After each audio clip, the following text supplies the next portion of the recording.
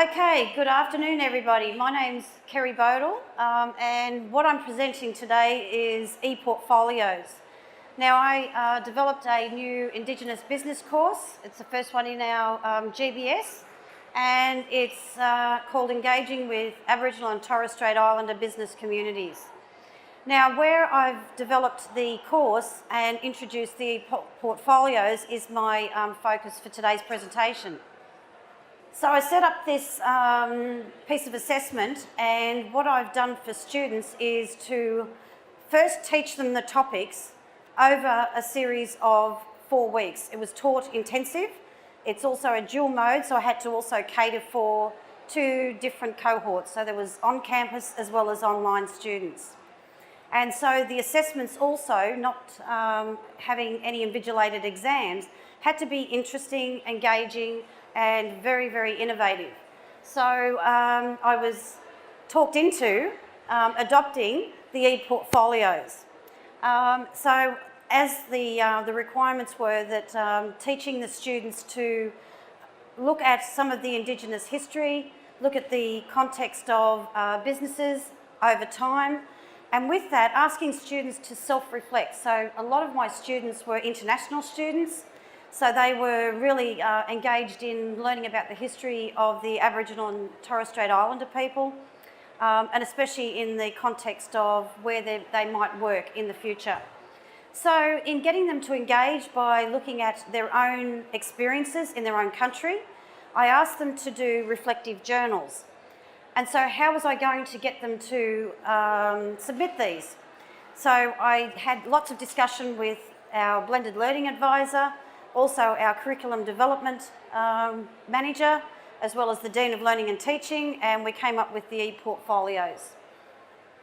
So as you can see that it's specific as to what the students had to do. They had to pick a topic from the 8 topics covered over the 4 weeks. They had to go into their own area, their own culture, look at some of the issues and how they could draw up a series of these reflective journals of being 8. They would upload them and then they had to archive or create artefacts, anything that they could attach to the Eportfolios as evidence of their, like their citations.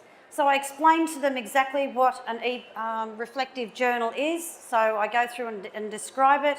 I actually tell them, you know, exactly how they have to look at what topic they're going to pick.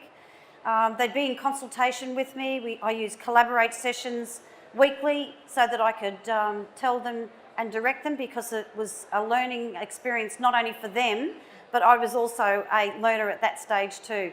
So I still built on the reflective journals, you know, quite in depth, and used our workshops each week. So we had a 1-hour, 2-hour seminars followed by our workshops. And so I tried to, as much as I could, give them exemplars of what a Eportfolio looked like. So that's what one looks like.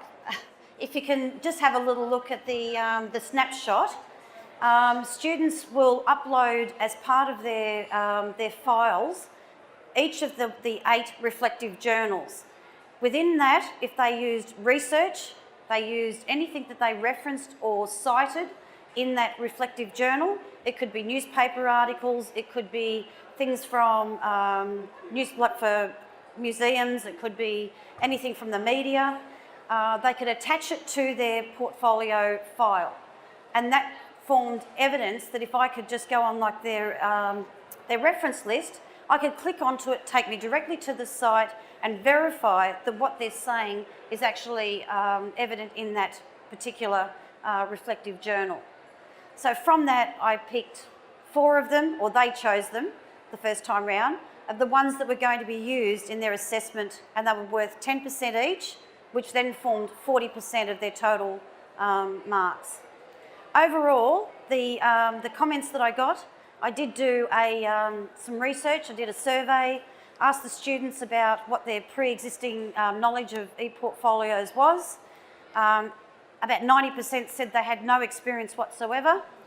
It was probably close to what mine was as well. And as I followed them through, I did a post-reflection of their experience with the Eportfolios, as well as what they thought of it after. And overwhelmingly, students could see that this had great employability skills, that they could take this through and use this once they left their, it could go from course to course, they could use it through their whole degree, and then on to when they go through to, to the workforce. I did have one student that actually emailed the Vice-Chancellor. He was travelling around the world doing the course, and he sent a personal email to the Vice-Chancellor and commended me on the running of the course and how much he just loved the Eportfolio assessment. Thank you for your time. Great. See ya.